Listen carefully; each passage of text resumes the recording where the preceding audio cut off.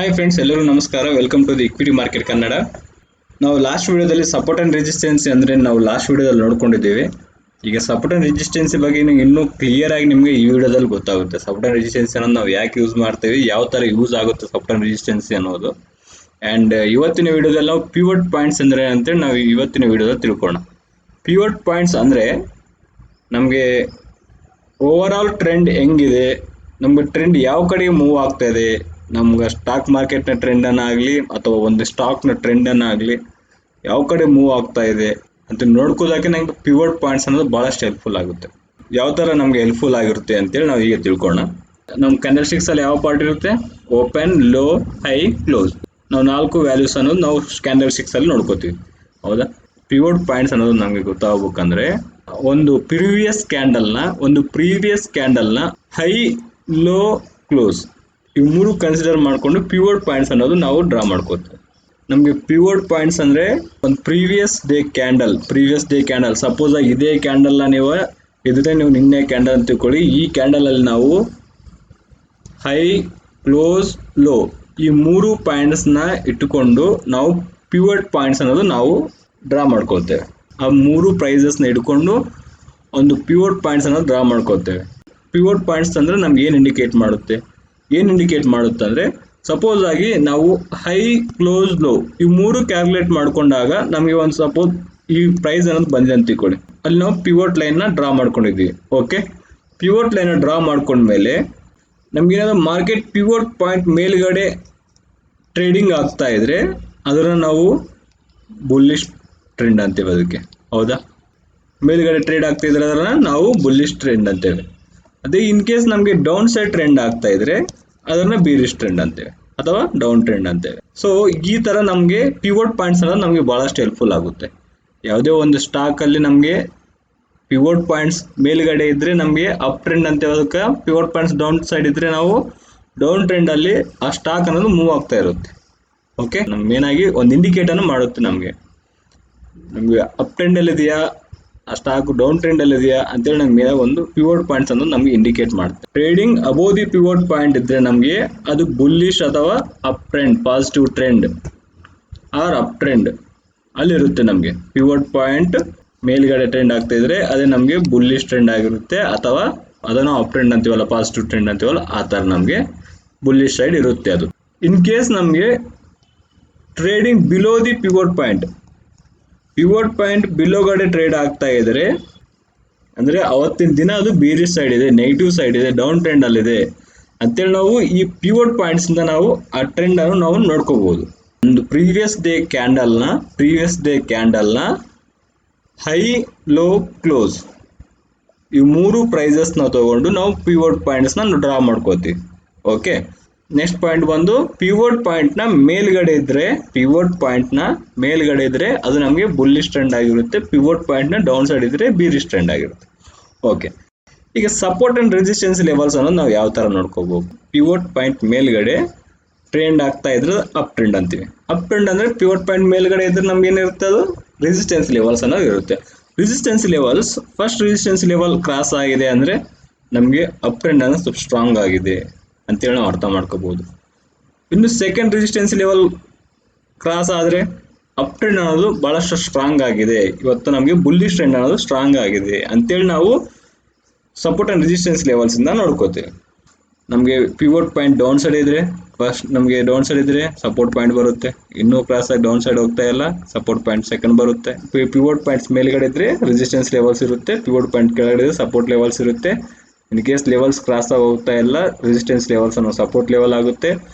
Down side ಅಲ್ಲಿ support levels ಅನ್ನೋ cross ಆಗಿದ್ರೆ ನಮಗೆ ಸಪೋರ್ಟ್ ಲೆವೆಲ್ ಅನ್ನೋ ರೆಸಿಸ್ಟೆನ್ಸ್ ಲೆವೆಲ್ಸ್ ಆಗುತ್ತೆ. ಸೊ ನಾವು ಮೇನ್ ಆಗಿ ಒಂದೇ ನೆನಪಿಟ್ಕೋಬೇಕು, ಪಿವಟ್ ಪಾಯಿಂಟ್ ಮೇಲ್ಗಡೆ ಇದ್ರೆ ಅದು ಬುಲ್ಲಿಶ್ ಟ್ರೆಂಡ್ ಆಗಿರುತ್ತೆ, ಪಿವಟ್ ಪಾಯಿಂಟ್ ಡೌನ್ ಸೈಡ್ ಇದ್ರೆ ಅದು ನಮಗೆ ಬೀರಿಶ್ ಟ್ರೆಂಡ್ ಆಗಿರುತ್ತೆ. ಓಕೆ ಫ್ರೆಂಡ್ಸ್, ಪಿವಟ್ ಪಾಯಿಂಟ್ಸ್ ಆಗಲಿ, ಸಪೋರ್ಟ್ ಲೆವೆಲ್ಸ್ ಆಗಲಿ, ರೆಸಿಸ್ಟೆನ್ಸ್ ಲೆವೆಲ್ಸ್ ಆಗಲಿ ನಾವು ಯಾವ ಥರ ಕ್ಯಾಲ್ಕುಲೇಟ್ ಮಾಡಬೇಕು ಅಂತೇಳಿ ನೀವು ಭಾಳಷ್ಟು ವರಿ ಆಗಬೇಡಿ. ಟ್ರೇಡಿಂಗ್ ಆ್ಯಪ್ಸಲ್ಲಿ ನಮಗೆ ಆಟೋಮೆಟಿಕ್ ಆಗಿ ನಾವು ಪಿವಟ್ ಪಾಯಿಂಟ್ಸ್ ಅಂತ ತೊಗೊಂಡ್ರೆ ಆ ಫಾರ್ಮುಲಾಸ್ ಅನ್ನು ಆಟೋಮೆಟಿಕ್ ಆಗಿ ಅವರು ಜನರೇಟ್ ಮಾಡಿಟ್ಟಿರ್ತಾರೆ. ಸೊ ನಮಗೆ ಜಸ್ಟ್ ಪಿವಟ್ ಪಾಯಿಂಟ್ಸ್ ಅಂತ ನಾವು ಕ್ಲಿಕ್ ಮಾಡಿಕೊಂಡ್ರೆ ಸಾಕು, ನಮಗೆ ಪಿವಟ್ ಪಾಯಿಂಟ್ಸ್ ಅಂತ ಬಂದು ಬಿಡುತ್ತೆ. ನಮಗೆ ಏನು ನಾವು ಕ್ಯಾಲ್ಕುಲೇಷನ್ ಮಾಡೋ ಅವಶ್ಯಕತೆ ಇಲ್ಲ, ಜಸ್ಟ್ ನಮಗೆ ಇನ್ಫಾರ್ಮೇಷನ್ ಇರಲಿ ಅಂತೇಳಿ ನಾನು ನಿಮಗೆ ಫಾರ್ಮುಲಾಸ್ ಅನ್ನೋದು ಹೇಳ್ಕೊಡ್ತೇನೆ. ಇದು ಪಿವಟ್ ಪಾಯಿಂಟ್ಸ್ ಹಾಕೋಬೇಕಂದ್ರೆ 3 ಪ್ರೈಸಸ್ ಬೇಕಂತ ಹೇಳಿದೆ, ಹೌದಾ? High low close, high low close ಈ ಮೂರು ಪ್ರೈಸಸ್ ಡಿವೈಡೆಡ್ ಬೈ 3 ಮಾಡ್ಕೊಂಡ್ರೆ ನಿಮಗೆ ಪಿವೋಟ್ ಲೈನ್ ಅದು ಬರುತ್ತೆ. ರೆಸಿಸ್ಟೆನ್ಸಿ ಒನ್ ಅಂದ್ರೆ ನಮ್ಗೆ ಎಲ್ಲಿರ್ತದೆ, ಪಿವೋಟ್ ಪಾಯಿಂಟ್ ಮೇಲ್ಗಡೆ ರೆಸಿಸ್ಟೆನ್ಸಿ ಒನ್ ಇರುತ್ತೆ. ರೆಸಿಸ್ಟೆನ್ಸಿ ಒನ್ ಬೇಕಾದ್ರೆ pivot points plus pivot points minus low, ಅಥವಾ 2 into pivot points into low, 2 into pivot points into low.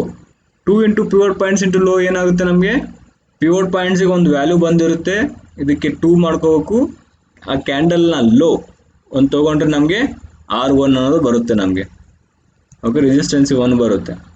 S1 ಬೇಕಂದ್ರೆ pivot points minus high minus pivot points ಅಂದರೆ 2 into pivot points minus high S1 ಬರುತ್ತೆ. Second resistance line ಬೇಕಾದ್ರೆ ನಮಗೆ pivot points plus high minus low, pivot points plus high minus low. Last previous day ಕ್ಯಾಂಡಲ್ನ high minus ಲೋನ ತಗೋಬೇಕಾಗುತ್ತೆ. Pivot points plus high minus low ತೊಗೊಂಡ್ರೆ ನಮಗೆ R2 ಬರುತ್ತೆ. Same ಅದೇ ಥರ ನಮಗೆ pivot points minus high minus low, high minus low ಮಾಡಿದಾಗ ನಮಗೆ S2 ಬರುತ್ತೆ. ಓಕೆ, ರೆಸಿಸ್ಟೆನ್ಸ್ ಲೆವೆಲ್ 3 ಬೇಕಾದ್ರೆ ನಾವೇನು ಮಾಡ್ತೀವಿ, high plus 2 into pivot points minus low, ಅಥವಾ resistance level 1 plus high minus low ಮಾಡಿಕೊಂಡ್ರೆ ರೆಸಿಸ್ಟೆನ್ಸ್ ಲೆವೆಲ್ 3 ಬರುತ್ತೆ. Support level 1 minus high minus low ಮಾಡಿಕೊಂಡ್ರೆ ಸಪೋರ್ಟ್ 3 ಬರುತ್ತೆ. ಎಲ್ಲ ಫಾರ್ಮುಲಾಸ್ಗಳು ನಮಗೆ ಟ್ರೇಡಿಂಗ್ ಆ್ಯಪಲ್ಲಿ ಆಲ್ರೆಡಿ ಜನರೇಟ್ ಮಾಡಿಟ್ಟಿರ್ತಾರೆ. ಓನ್ಲಿ ನಾವು ಪಿವೋಟ್ ಪಾಯಿಂಟ್ಸ್ ಅಂತ ಸೆಲೆಕ್ಟ್ ಮಾಡಿಕೊಂಡ್ರೆ ಸಾಕು. ಈ ನಮಗೆ support levels, resistance levels, pivot levels ಎಲ್ಲವೂ ನಮಗೆ ಆಟೋಮೆಟಿಕ್ ಆಗಿ ನಮಗೆ ಟ್ರೇಡಿಂಗ್ ಆ್ಯಪಲ್ಲಿ ಸಿಗುತ್ತೆ. ಈ ಎಲ್ಲ ಫಾರ್ಮುಲಾಸ್ ನೆನ್ಪಿಟ್ಕೋಬೇಕು ಅವಶ್ಯಕತೆ ನಿಮಗಿಲ್ಲ, ಓನ್ಲಿ ಇನ್ಫಾರ್ಮೇಷನ್ ಸಲುವಾಗಿ ನಾನು ನಿಮ್ಗೆ ಹೇಳಿದ್ದು. ಒಂದು ಚಾರ್ಟ್ ನೋಡೋಣ, ಒಂದು ಚಾರ್ಟ್ ನೋಡಿಕೊಂಡು ಪಿವೋಟ್ ಪಾಯಿಂಟ್ ಸಪೋರ್ಟ್ ಪಾಯಿಂಟ್ಸ್ ಯಾವ ಥರ ಇರುತ್ತೆ ಅಂತ ನೋಡೋಣ. ಈ ಎಕ್ಸಾಂಪಲ್ ಅಲ್ಲಿ ನೋಡಿ ಫ್ರೆಂಡ್ಸ್, ಇದು ಪಿವೋಟ್ ಪಾಯಿಂಟ್ ಲೆವೆಲ್. ಓಕೆ, ಇವು ಇಂಟರ್ ಡೇ ಅಲ್ಲಿ ಪಿವೋಟ್ ಪಾಯಿಂಟ್ ಲೆವೆಲ್ ಹಾಕೊಂಡಿದ್ದಾರೆ. ಪ್ರೀವಿಯಸ್ ಡೇಸ್ ಕ್ಯಾಂಡಲ್ ಸ್ಟಿಕ್ಸ್ನ ಹೈ ಲೋ ಕ್ಲೋಸ್ನ ಹಿಡ್ಕೊಂಡು ಅವರು ಪಿವೋಟ್ ಲೆವೆಲ್ ಅನ್ನು ಜನರೇಟ್ ಆಗಿರುತ್ತೆ. ಪಿವೋಟ್ ಲೆವೆಲ್ಸ್ ಅನ್ನು ಡ್ರಾ ಮಾಡ್ಕೊಂಡಿದ್ದಾರೆ. ಪಿವೋಟ್ ಲೆವೆಲ್ ಡ್ರಾ ಮಾಡ್ಕೊಂಡ್ಮೇಲೆ ಇಲ್ಲಿಂದ ಸ್ಟಾಕ್ ಅನ್ನೋದು ಅಪ್ ಸೈಡ್ ಆಗಿದೆ. ಓಕೆ, ಇಲ್ಲಿಂದ ಟ್ರೆಂಡ್ ಅನ್ನೋದು ಮೇಲ್ಗಡೆ ಇದೆ. ಮೇಲ್ಗಡೆ ಇದ್ದರೆ ನಾವು ಏನಂತೀವಿ, ಅದಕ್ಕೆ ಬುಲ್ಲಿಶ್ ಟ್ರೆಂಡ್ ಇದೆ. ಓಕೆ, ಪಾಸಿಟಿವ್ ಟ್ರೆಂಡಲ್ಲಿ ಇದೆ, ಅಪ್ ಟ್ರೆಂಡಲ್ಲಿ ಇದೆ. ಓಕೆ, ಈ ರೆಸಿಸ್ಟೆನ್ಸ್ ಲೆವೆಲ್ ಬಂದಮೇಲೆ ಮತ್ತೆ ನಮಗೆ ಲೋ ಆಗಿದೆ, ಮತ್ತೆ ಹೈ ಆಗಿದೆ, ಲೋ ಆಗಿದೆ, ಆಮೇಲೆ ರೆಸಿಸ್ಟೆನ್ಸ್ ಲೆವೆಲ್ ಅನ್ನೋದು ಕ್ರಾಸ್ ಆಗಿದೆ. ಓಕೆ, ರೆಸಿಸ್ಟೆನ್ಸ್ ಲೆವೆಲ್ ಅನ್ನೋದು ಕ್ರಾಸ್ ಆದಮೇಲೆ ಆ ರೆಸಿಸ್ಟೆನ್ಸ್ ಲೆವೆಲ್ ಹತ್ರ ಹೋಗಿದೆ, ಮತ್ತೆ ಡೌನ್ ಆಗಿ ಮತ್ತೆ ಅಪ್ ಆಗಿ ಆ ರೆಸಿಸ್ಟೆನ್ಸ್ ಲೆವೆಲಿಂದ ಮತ್ತೆ ರಿಜೆಕ್ಷನ್ಸ್ ಬಂದು ಮತ್ತೆ ಡೌನ್ ಸೈಡ್ ಬಂದಿದೆ. ಮತ್ತೆ ಸೇಮ್ ಆಗಿ ನಮಗೆ ಪಿವೋಟ್ ಪಾಯಿಂಟ್ಸ್ ಬಂದಿದೆ. ಪಿವೋಟ್ ಪಾಯಿಂಟ್ಸಿಗೆ ಬಂದು ಡೌನ್ ಸೈಡಲ್ಲಿ ಪಿವೋಟ್ ಪಾಯಿಂಟಿಂದ ಕೆಳಗಡೆ ಬಂದಿದೆ. ನಾವು ಇನ್ ಡೇ ಸ್ಟಾರ್ಟ್ ಆಗುವಾಗ ಬುಲ್ಲಿಶ್ ಟ್ರೆಂಡಿಂದ ನಮಗೆ ಬೀರಿಶ್ ಟ್ರೆಂಡಲ್ಲಿ ಆ ಸ್ಟಾಕ್ ಅನ್ನೋದು ಎಂಡ್ ಆಗಿದೆ. ಈ ಥರ ನಾವು ಒಂದು ಸ್ಟಾಕ್ನ ಇಂಟರ್ಡೇಯಲ್ಲಾಗಲಿ ಪೊಸಿಷನಲ್ಲಾಗಲಿ ಈ ಥರ ನಾವು ಒಂದು ಸ್ಟಾಕ್ನ ಸ್ಟಡಿ ಮಾಡ್ಕೋಬೇಕಾಗುತ್ತೆ. ಸ್ಟಡಿ ಅನ್ನೋದು ಮಾಡ್ಕೊಂಡಿವಿ. ಈಗ ಟ್ರೇಡಿಂಗ್ ಅನ್ನೋದು ಯಾವ ಥರ ಮಾಡ್ಕೋಬೇಕು, ಟ್ರೇಡಿಂಗ್ ಅನ್ನೋದು ಯಾವ ಥರ ಮಾಡ್ಕೋಬೇಕು ಅಂದರೆ, ಪಿವೋಟ್ ಲೆವೆಲ್ಸ್ ಇದೆಯಲ್ಲ, ಈ ಪಿವೋಟ್ ಲೆವೆಲ್ಸ್ ಮೇಲ್ಗಡೆ ಇನ್ ಕೇಸ್ ನೀವು ಈ ಪ್ರೈಸಲ್ಲಿ ಬೈ ಮಾಡ್ಕೊಂಡಿದ್ರೆ ಅಂತ ತಿಳ್ಕೊಳ್ಳಿ. ಈ ಪ್ರೈಸಲ್ಲಿ ಬೈ ಮಾಡಿಕೊಂಡ್ರೆ ನಿಮಗೆ ಈ ಪಿವೋಟ್ ಲೆವೆಲ್ ಅನ್ನೋದು exit point. Okay, target point ಬಂದು ನಿಮಗೆ R1 ಅನ್ನೋದು ನಿಮಗೆ ಟಾರ್ಗೆಟ್ ಪಾಯಿಂಟ್ ಆಗಿರುತ್ತೆ. ಓಕೆ, R1 ಅನ್ನೋದು ನಿಮಗೆ ಟಾರ್ಗೆಟ್ ಪಾಯಿಂಟ್. ಅಲ್ಲಿವರೆಗೆ ಟಾರ್ಗೆಟ್ ರೀಚ್ ಆಗ್ಬೋದು, ಇಲ್ಲಾಂದರೆ ಎಕ್ಸಿಟ್ ಆದರೂ, ಇಲ್ಲಾಂದರೆ ನಮಗೆ ಸ್ಟಾಪ್ ಲಾಸ್ ಆದರೂ ರೀಚ್ ಆಗ್ಬೋದು. ಓಕೆ, ನೆಕ್ಸ್ಟ್ ನಾವು ಈ ಥರ ಅಪ್ ಆಗಿರುತ್ತೆ ರೆಸಿಸ್ಟೆನ್ಸ್ ಲೆವೆಲ್ಸಲ್ಲಿ ಈ ಥರ ರಿಜೆಕ್ಷನ್ಸ್ ಅನ್ನೋದು ಬಂದಿರುತ್ತೆ. ರಿಜೆಕ್ಷನ್ಸ್ ಅನ್ನೋದು ಯಾಕೆ ಬರುತ್ತೆ, ಹೆಂಗೆ ಬರುತ್ತೆ ಅಂತ ನಾವು ನೆಕ್ಸ್ಟ್ ಬರೋ ಇಂಡಿಕೇಟರ್ಸಲ್ಲಿ ಟೆಕ್ನಿಕಲ್ ಅನಲೈಸಲ್ಲಿ ನೋಡ್ಕೊಳ್ಳೋದ್ರ ಬಗ್ಗೆ. R2 ಅಲ್ಲಿ ಕ್ರಾಸ್ ಆಗಿದೆ. R2 ಅಲ್ಲಿ ನಾವೇನಾದರೂ ಸಪೋಸ್ ಈ ಲೆವೆಲಲ್ಲಿ ನಾವು ಸೇಲಿಂಗ್ ಇಟ್ಟಿದ್ರೆ ಈ ಪಾಯಿಂಟ್ ಅನ್ನೋದು ನಮಗೆ ಎಕ್ಸಿಟ್ ಆಗುತ್ತೆ. ಟಾರ್ಗೆಟ್ ಅನ್ನೋದು ಈ ಪಾಯಿಂಟ್ ಆದರೂ ಹಿಡ್ಕೋಬಹುದು ನಾವು, ಅಥವಾ ನಮಗೆ ಪಿವೋಟ್ ಪಾಯಿಂಟ್ಸ್ ಆದರೂ ಹಿಡ್ಕೋಬಹುದು. ಓಕೆ, ಈ ಥರ ಫಾಲ್ ಆಗುತ್ತೆ. ಫಾಲ್ ಆದಮೇಲೆ ಪಿವೋಟ್ ಲೈನ್ಗೆ ಬಂದಮೇಲೆ ಮತ್ತೆ ಅಪ್ ಆಗಿ ಡೌನ್ ಆಗಿ ಸಪೋರ್ಟ್ ಪಾಯಿಂಟ್ ವರೆಗೆ ಬಂದಿದೆ. ಓಕೆ, ಈ ಥರ ನಾವು ಟ್ರೇಡಿಂಗ್ ಅನ್ನೋದು ಮಾಡ್ಕೋಬೇಕಾಗುತ್ತೆ. ಓಕೆ ಫ್ರೆಂಡ್ಸ್, ನಾವು ಈ ಎಕ್ಸಾಂಪಲ್ ನೋಡ್ಕೊಂಡಿದ್ವಲ್ಲ, ಈ ಎಕ್ಸಾಂಪಲ್ ಮೇಲೆ ಪಿವೋಟ್ ಆ್ಯಂಡ್ ರೆಸಿಸ್ಟೆನ್ಸ್ ಲೆವೆಲ್ಸ್ ಯಾವ ಥರ ಇರುತ್ತೆ ಅಂತ ನೋಡ್ಕೊಂಡಿದ್ವಿ. Okay friends, live marketing data ತೊಗೊಂಡು ನಾನು ನಿಮಗೆ ಪಿವೋಟ್ ಪಾಯಿಂಟ್ಸ್ ಯಾವ ಥರ ಡ್ರಾ ಮಾಡ್ಕೋಬೇಕು ಅಂತ ತೋರಿಸ್ತೆ. ನಾನು ರಿಲಯನ್ಸ್ ಸ್ಟಾಕ್ಸ್ನ ಟ್ರೇಡಿಂಗ್ ನಾನು ಓಪನ್ ಮಾಡಿದ್ದೀನಿ. ಇಲ್ಲಿ ನೋಡಿ ಫ್ರೆಂಡ್ಸ್, ಇದು ನಮಗೆ ಕ್ಯಾಂಡಲ್ ಸ್ಟಿಕ್ಸ್. ಹೌದಾ, ನಾನು ನಿಮಗೆ ಹಿಂದ್ಗಡೆ ಕ್ಯಾಂಡಲ್ ಸ್ಟಿಕ್ಸ್ ಹೇಳುವಾಗ ಲೈವ್ ಡಾಟಾ ನಾನು ನಿಮ್ಗೆ ಹೇಳಿದ್ದಿಲ್ಲ. ಹೌದಾ, ಓಕೆ, ಇದು ನಮಗೆ ಕ್ಯಾಂಡಲ್ ಸ್ಟಿಕ್ಸ್. ಇವೆಲ್ಲ ಕ್ಯಾಂಡಲ್ ಸ್ಟಿಕ್ಸ್ ಅಲ್ಲಿ different types of candle sticks ಎಲ್ಲ ನಾವು ನೋಡ್ಕೊಂಡಿದೀವಲ್ಲ, ಡೋಜಿ ಆಗಲಿ, ಎಂಗಲ್ಫಿಂಗ್ ಕ್ಯಾಂಡಲ್ ಸ್ಟಿಕ್ಸ್ ಮತ್ತೆ ಹರಾಮಿ, ಎಲ್ಲ ಕ್ಯಾಂಡಲ್ ಸ್ಟಿಕ್ಸ್ ಗಳು ನಮಗೆ ಇಲ್ಲಿ ಫಾರ್ಮ್ ಆಗುತ್ತೆ. ನಾವು ಆ ಕ್ಯಾಂಡಲ್ ಸ್ಟಿಕ್ಸ್ ನ ಸ್ಟಡಿ ಮಾಡಬೇಕಾಗುತ್ತೆ. ಆ ಸ್ಟಡಿ ಮಾಡಿದ್ರೆ ನಮ್ಗೆ ಕ್ಯಾಂಡಲ್ ಸ್ಟಿಕ್ಸ್ ಅನ್ನೋದು ಗೊತ್ತಾಗುತ್ತೆ. ನಾನು ನಿಮಗೆ ಟೆಕ್ನಿಕಲ್ ಇಂಡಿಕೇಟರ್ಸ್ ಅಲ್ಲಿ ನಿಮ್ಗೆ ಕ್ಯಾಂಡಲ್ ಸ್ಟಿಕ್ಸ್ ಅನ್ನೋದು ಯಾವ ತರ ಯೂಸ್ ಆಗುತ್ತೆ ಅಂತ ನಾನು ಮುಂದೆ ಬರುವಾಗ ಒಂದು ಸ್ಟೆಪ್ ಬೈ ಸ್ಟೆಪ್ ಹೇಳ್ತೇನೆ. ನಮಗೆ ರಿಲಯನ್ಸ್ ಸ್ಟಾಕ್ಸ್ ತಗೊಂಡಿದ್ವಲ್ಲ, ನಾವೀಗ ಪಿವೋಟ್ ಪಾಯಿಂಟ್ಸ್ ಅನ್ನೋದು ಯಾವ ತರ ಡ್ರಾ ಮಾಡ್ಕೋಬೇಕು ಅನ್ನೋದು ನೋಡ್ಕೊಳ್ಳೋಣ. ಸ್ಟಡೀಸ್ ಅಲ್ಲಿ ಪಿವೋಟ್ ಪಾಯಿಂಟ್ಸ್ ಬಂತಲ್ಲ ಫ್ರೆಂಡ್ಸ್, ಪಿವೋಟ್ ಪಾಯಿಂಟ್ಸ್ ಅಂತ ನಾವು ಜಸ್ಟ್ ಇದ್ರ ಮೇಲೆ ಕ್ಲಿಕ್ ಮಾಡಿದ್ರೆ ಸಾಕು. ನೋಡಿ ನಮಗೆ ಟೈಪ್ ಸ್ಟ್ಯಾಂಡರ್ಡ್, ಕಂಟಿನ್ಯೂಸ್, ಶೇಡಿಂಗ್ ಏನಾದ್ರು ಬೇಕಾದ್ರೆ ನಾವು ಶೇಡಿಂಗ್ ಕ್ಲಿಕ್ ಮಾಡ್ಕೋಬಹುದು ಈ ತರ. ಓಕೆ, ಪಿವೋಟ್ ಪಾಯಿಂಟ್ಸ್ ನಮಗೆ ಬ್ಲಾಕ್ ಕಲರ್ ಅಲ್ಲಿ ಇದೆ. ರೆಸಿಸ್ಟೆನ್ಸಿ 1 ನಮಗೆ ರೆಡ್ ಅಲ್ಲಿ ಇದೆ, ಸಪೋರ್ಟ್ 1 ಗ್ರೀನ್ ಅಲ್ಲಿ ಇದೆ, ರೆಸಿಸ್ಟೆನ್ಸಿ 2 ಲೈಟ್ ರೆಡ್ ಅಲ್ಲಿ ಇದೆ, ಸಪೋರ್ಟ್ 2, ರೆಸಿಸ್ಟೆನ್ಸ್ 3, ಸಪೋರ್ಟ್ 3, ರೆಸಿಸ್ಟೆನ್ಸಿ 1 2 3, ಸಪೋರ್ಟ್ 1 2 3 ಎಲ್ಲ ಪಾಯಿಂಟ್ಸ್ ಇದೆ.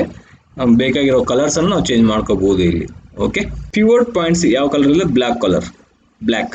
ಓಕೆ, ಬ್ಲ್ಯಾಕ್ ಮೇಲ್ಗಡೆ ನಮಗೆ ಮಾರ್ಕೆಟ್ ಅನ್ನು ಟ್ರೆಂಡ್ ಆಗ್ತಿದೆ, ಅಂದ್ರೆ ಇದು ಬುಲ್ಲಿಶ್ ಸೈಡ್ ಮಾರ್ಕೆಟ್ ಅನ್ನೋದು ಇದೆ. ಬುಲ್ಲಿಶ್ ಟ್ರೆಂಡ್ ಅಲ್ಲಿ ನಮಗೆ ರಿಲಯನ್ಸ್ ಟ್ರೇಡ್ ಆಗ್ತಾ ಇದೆ. ರೈಟ್ ಕಡೆ ಏನೇನು ಬರುತ್ತೆ ನಮಗೆ? ರೆಸಿಸ್ಟೆನ್ಸಿ 1, ರೆಸಿಸ್ಟೆನ್ಸಿ 2, ರೆಸಿಸ್ಟೆನ್ಸ್ 3 ಬರುತ್ತೆ. ಕೆಳಗಡೆ ನಮಗೆ ಸಪೋರ್ಟ್ 1, ಸಪೋರ್ಟ್ 2, ಸಪೋರ್ಟ್ 3 ಬರುತ್ತೆ. ಹೌದಾ? ಮೇಲ್ಗಡೆ ನಮಗೆ ರೆಸಿಸ್ಟೆನ್ಸಿ 1, ರೆಸಿಸ್ಟೆನ್ಸಿ 2 ನೋಡಿ, ನಮಗೆ ರೆಸಿಸ್ಟೆನ್ಸಿ 2 ವರೆಗೆ ಹೋಗಿದೆ. ಮತ್ತೆ 2 ಇಂದ ನಮಗೆ ಪ್ರೈಸ್ ರಿಜೆಕ್ಷನ್ಸ್ ಬಂದು ನಮಗೆ 2 ಇಂದ ಮತ್ತೆ ಡೌನ್ ಫಾಲ್ ಆಗಿದೆ.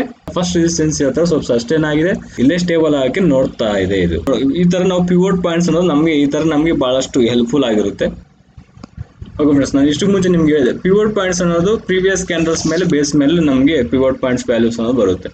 ನಮ್ಗೆ ಇಂಟರ್ಡೇ ಆರ್ ಸ್ವಿಂಗ್ ಟ್ರೇಡಿಂಗ್ ಮಾಡ್ಕೋರೆ ಡೈಲಿ ಪಿವೋಟ್ ಪಾಯಿಂಟ್ಸ್ ಅನ್ನು ಯೂಸ್ ಮಾಡ್ತೇವೆ. ಶಾರ್ಟ್ ಟರ್ಮ್ ಟ್ರೇಡರ್ಸ್ ಏನ್ ಮಾಡ್ತಾರೆ? ವೀಕ್ಲಿ ಪಿವೋಟ್ ಪಾಯಿಂಟ್ಸ್ ಅನ್ನು ನೋಡ್ಕೋತಾರೆ. ಇನ್ವೆಸ್ಟರ್ಸ್ ಏನ್ ಮಾಡ್ತಾರೆ? ಮಂತ್ಲಿ ಪಿವೋಟ್ ಪಾಯಿಂಟ್ಸ್ ಅನ್ನು ನೋಡ್ಕೋತಾರೆ. ಈ ತರ ನಮಗೆ ಪಿವೋಟ್ ಪಾಯಿಂಟ್ಸ್ ಅನ್ನೋದು ನಾವು ಯೂಸ್ ಮಾಡ್ಕೋತಾ ಇದ್ದೇವೆ. ಪಿವೋಟ್ ಪಾಯಿಂಟ್ಸ್ ನಿಮ್ ಮೇಲ್ಗಡೆ ಇದ್ರೆ ಅದು ನಮಗೆ ಅಪ್ ಟ್ರೆಂಡ್ ಆಗಿರುತ್ತೆ. ಪಿವೋಟ್ ಪಾಯಿಂಟ್ಸ್ ಮೇಲ್ಗಡೆ ಟ್ರೇಡ್ ಆಗ್ತಾ ಇದ್ರೆ ಅದು ಡೌನ್ ಟ್ರೆಂಡ್ ಅಲ್ಲಿ ಇರುತ್ತೆ. ಅಪ್ ಸೈಡ್ ನಮಗೆ ರೆಸಿಸ್ಟೆನ್ಸ್ ಲೆವೆಲ್ಸ್ ಅನ್ನು ಬರುತ್ತೆ, ಡೌನ್ ಸೈಡ್ ಅಲ್ಲಿ ನಮಗೆ ಸಪೋರ್ಟ್ ಲೆವೆಲ್ಸ್ ಅನ್ನು ಬರುತ್ತೆ. ಸಪೋರ್ಟ್ ರೆಸಿಸ್ಟೆನ್ಸ್ ಬಗ್ಗೆ ಬಹಳ ಇದೆ, ನಾನು ಸ್ಟೆಪ್ ಬೈ ಸ್ಟೆಪ್ ನಿಮ್ಗೆ ಹೇಳ್ತಾ ಇರ್ತೇನೆ, ಆ ಒಂದೇ ವಿಡಿಯೋದಿಂದ ಮುಗಿಯೋದಿಲ್ಲ.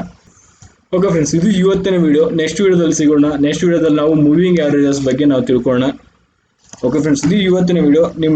ನಿಮಗೆ ಡೌಟ್ಸ್ ಇದ್ದರೆ ನೀವು ಕಾಮೆಂಟ್ ಬಾಕ್ಸ್ ಅಲ್ಲಿ ಪೋಸ್ಟ್ ಮಾಡಿ, ಡೆಫಿನೆಟ್ಲಿ ನಾನು ನಿಮಗೆ ರಿಪ್ಲೈ ಮಾಡ್ತೇನೆ. ಆ್ಯಂಡ್ ನಮ್ಮ ಸ್ಟಾಕ್ ಮಾರ್ಕೆಟ್ನ ಕೋರ್ಸಿಗೆ ಇಂಟ್ರೆಸ್ಟ್ ಇದ್ದವರು ಜಾಯ್ನ್ ಆಗ್ಬೋದು. ಓನ್ಲಿ $499 ಮಾತ್ರ ಇರುತ್ತೆ. ಒಂದ್ಸಾರಿ ನೀವು ಜಾಯ್ನ್ ಆಗಿ ನೋಡಿ, ನಾವು ಎಂಥ ಸಪೋರ್ಟ್ ನಿಮಗೆ ಕೊಡ್ತೀವಿ. ಸ್ಟಾಕ್ ಮಾರ್ಕೆಟ್ನ ಬಗ್ಗೆ ನೀವು ಎಲ್ಲೆಲ್ಲೂ ಬಹಳಷ್ಟು ಜನ 15,000, 20,000, 50,000ವರೆಗೆ ಫೀಸ್ಗಳನ್ನು ಇಟ್ಟು ಸ್ಟಾಕ್ ಮಾರ್ಕೆಟ್ನ ಕಲ್ಕೋತಾರೆ. ಅದಷ್ಟು ನೆಸಿಟಿನೇ ಇಲ್ಲ. ಓನ್ಲಿ $499 ಇಡೀ 3 months ನೀವು ನನ್ನ ಜೊತೆಗೆ ಮೂವ್ ಆಗಿ ನಾನು ನಿಮಗೆ ಸ್ಟಾಕ್ ಮಾರ್ಕೆಟ್ನ ಬಗ್ಗೆ ನಾನು ನಿಮಗೆ ತಿಳಿಸ್ಕೊಡ್ತೀನಿ. ಇಂಟ್ರೆಸ್ಟೆಡ್ ಇದ್ದವರು ಜಾಯ್ನ್ ಆಗ್ಬೋದು. ಆ್ಯಂಡ್ ಡಿಸ್ಕ್ರಿಪ್ಷನ್ನಲ್ಲಿ ಟೆಲಿಗ್ರಾಮ್ ಲಿಂಕ್ ಇದೆ, ಇಂಟ್ರೆಸ್ಟೆಡ್ ಇದ್ದವರು ಜಾಯ್ನ್ ಆಗ್ಬೋದು. ಗ್ರೂಪಲ್ಲಿ ಒಳ್ಳೆ ಇನ್ಫಾರ್ಮೇಷನ್ ಅನ್ನೋದು ಪೋಸ್ಟ್ ಮಾಡ್ತಾ ಇರ್ತೇವೆ. ಡಿಮ್ಯಾಟ್ ಅಕೌಂಟ್ ಅನ್ನೋದು ಯಾರು ಓಪನ್ ಮಾಡ್ಕೊಂಡಿಲ್ಲ ಅಂದರೆ ಡಿಸ್ಕ್ರಿಪ್ಷನ್ನಲ್ಲಿ ನಾನು ಡಿಮ್ಯಾಟ್ ಅಕೌಂಟ್ ಹೇಗೆ ಓಪನ್ ಮಾಡಬೇಕು ಅಂತೇಳಿ ಡಿಸ್ಕ್ರಿಪ್ಷನ್ ಲಿಂಕ್ ಅನ್ನು ಕೊಟ್ಟಿದ್ದಾನೆ. ಆ ಲಿಂಕ್ ಥ್ರೂ ನೀವು ಡಿಮ್ಯಾಟ್ ಅಕೌಂಟ್ ಓಪನ್ ಮಾಡ್ಕೋಬಹುದು. ಇದು ಫ್ರೆಂಡ್ಸ್ ಇವತ್ತಿನ ವಿಡಿಯೋ. ನೆಕ್ಸ್ಟ್ ವಿಡಿಯೋದಲ್ಲಿ ಸಿಗೋಣ. Okay friends, thank you.